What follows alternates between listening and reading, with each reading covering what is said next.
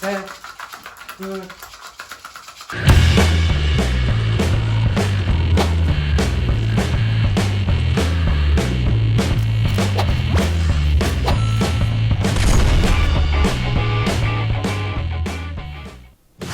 안녕하세요. 드디어 한국 바이트 초이카의 사륜 제품이 발매를 했습니다.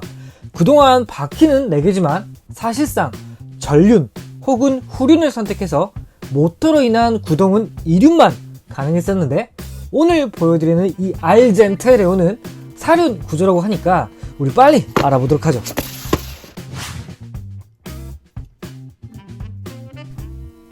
휠은 얇은 네로의 3스포크 구조지만 무게감은 조금 느껴집니다. 이 부분은 뭐 좋은 점으로 또 작용할 수도 있을 것 같으니까 이건 뭐 레이싱을 하면서 알아보도록 하죠. 타이어 같은 경우는 이제 마찬가지로 좁은 네로우 타입이지만 색상은 블랙 색상입니다. 롤러볼트 고정 도구가 새로 도입이 된 것 같아요. 이건 만들면서 확인하는 게 좀 빠를 것 같고요. 이제는 좀 메탈릭 스티커를 기본 구성으로 좀 넣어줬으면 좋겠는데 이거 좀 아쉽네요.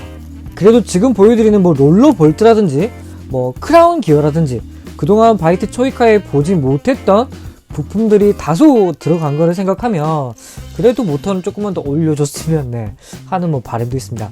하지만 쿼트 매그넘 프레임을 보시게 되면 금속 파츠가 또 추가가 되어 있죠. 이건 앞으로 나올 차체들에는 전부 다 좀 이런 식으로 구조가 나오지 않을까 생각이 들고요. 바디 같은 경우는 약간 타미야 미니카의 팬텀 블레이드가 조금 생각이 나네요.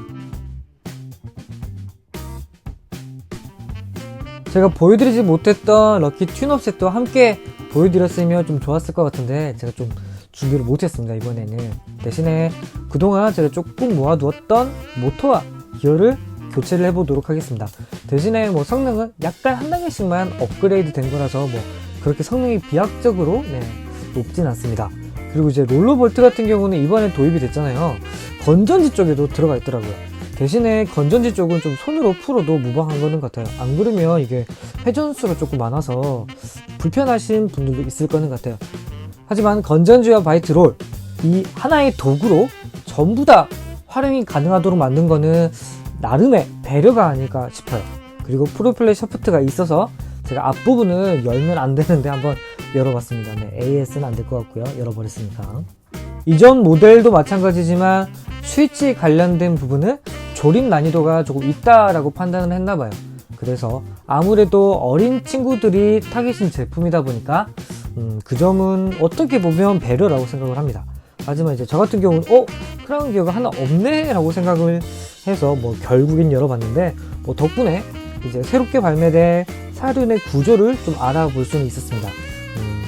조금 더 사실대로 말하면 뭔가 더 새로운 사륜 구조가 나오지 않을까 하는 좀 기대도 있었습니다. 아무래도 좀 스위치 자체가 독특했던 게 좀 바이트 초이카의 매력 중 하나였어서 이제 사륜 구조도 조금 더 독특한 걸 선택하려나? 라고 좀 생각을 한번 해봤는데 어떻게 보면 좀 흔히 알 수 있는 이제 그런 구조라서 약간 실망 아닌 실망? 근데 사실 이거는 그냥 제가 기대치가 높았던 거지 사실상 이거 말고는 뭐 없죠. 뭐 딱히 전륜 후륜 모델을 쓰는데 앞부분이 뭐 좌우 핸들링이 가능한 부분이 아니라고 한다면 뭐 구조에서 뭐 큰 선택의 폭은 없었을 것 같습니다. 사실 이번 제품 만들면서 기대 반 걱정 반이었던 게 또 한 가지 있습니다. 다른 분들은 뭐 그러려니 할 수도 있는데 저 같은 경우는 이제 기어 맞물림이 좀 굉장히 중요하다라고 생각을 해요. 뭐 물론 뭐 교쇼나 일본 타미야 같은 경우는 상당히 좋죠. 좋은데 그동안 한국에서 발매된 이제 자동차 라인들 중에서 기어 맞물림이 그렇게 깔끔한 게 그렇게 많지는 않았어요. 솔직하게 말씀드리면. 그런데 뭐 파란 바람이라든지 뭐 바이트 초이카 같은 경우는 저는 기어 맞물림 하나만큼은 정말 깔끔하다라고 생각을 하거든요. 물론 이제 뭐 휠의 털림성도 마찬가지고 뭐 크게 나무랄 때는 없다라고 생각을 해요. 이제 다만 조금 싫은 거는 부품을 뽑기로 뽑아야 된다는 거. 그 정도. 뽑기 운이 조금 없는 편이라서 그렇고요. 지금 보시는 이 회색 파츠들을 제가 휠과 함께 전부 다 은색으로 처음에는 좀 해볼까 했었는데 딱 하나의 파츠가 좀 데칼링이 되어 있더라고요. 그래서 도색은 어려울 것 같고 일단은 기본적인 이제 컬러링으로 좀 만들어 보도록 하겠습니다. 데칼 같은 경우는 제가 그나마 최신에 만든 뭐 디스페이터나 뭐 스톤본 그 녀석들보다는 좀 쉬운 것 같아요. 아무래도 이제 곡선이 많으면 의외로 좀 힘들 때가 많거든요. 근데 이 녀석 같은 경우는 좀 날카로워 보이긴 하는데 데칼린 같은 경우는 거의 다 좀 면? 그러니까 좀 모서리 진 부분들이 많다 보니까 네, 다시 집어서 보기보다 좀 쉽다라는 느낌을 좀 받으실 것 같아요. 보통 이제 하나의 조각에 여러 색상이 조금 많이 들어가 있다 보니까 이제 언뜻 봤을 때는 이제 개수가 많아 보이는데 막상 붙이는 개수는 그렇게 많지가 않습니다.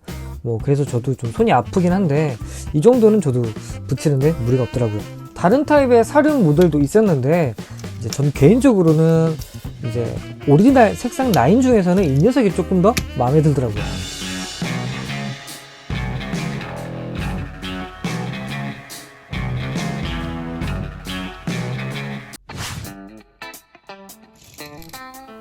바이트 조이카의 사륜 구동 모델 알젠테레오. 다른 모델인 레드 템페스트는 제가 사용한다면 도색을 할 것 같아서 그나마 알젠테레오는 처음 보는 좀 신선한 디자인 느낌도 나더라고요. 다행히 스위치 작동도 나쁘진 않은 것 같고요. 사실 제가 분해했다가 결합한 거라서 작동이 잘 안 되면 어쩌나 그런 걱정을 했고요. 휠 회전 같은 경우는 이제 보시면 이제 크게 뭐 털림이라고 해야 될까요? 틀어짐 같은 경우는 없는 것 같아서 이제 그나마 안심이기는 한데 약간의 좀 소음 같은 부분이 있어서 이거는 뭐 제가 조금 잘 못 만든 것 같다라는 생각이 들긴 하는데 일단 뭐 스피드 체크도 한번 확인해 보도록 할게요. 이제 제가 뭐 기어나 모터가 이제 엄청나게 상급의 제품을 사용한 게 아니기 때문에 큰 기대는 하지 않는데 근데 이게 좀 생각보다 높진 않다고 해야 될까요? 제 입장에서는 일단 뭐 이게 레이싱을 할 때는 그래도 이륜과 사륜의 차이가 있지 않을까 기대하면서 가보시죠. 셋, 둘, 하나.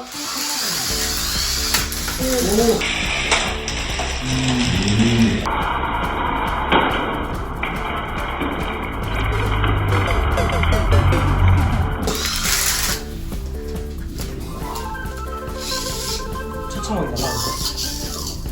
한 번 더. 셋, 둘, 하나.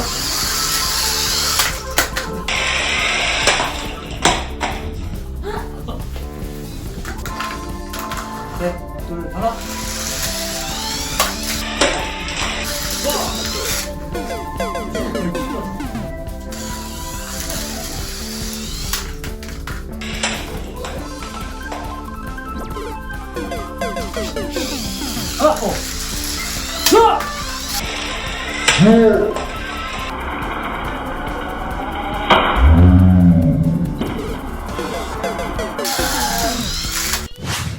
현재 코로나 뿌시기 이벤트도 진행 중에 있으니까요. 네, 많은 응모 부탁드립니다.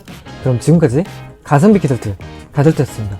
저 혹시 시간 괜찮으시면 구독, 좋아요, 댓글 부탁드립니다. 이쪽 이렇게.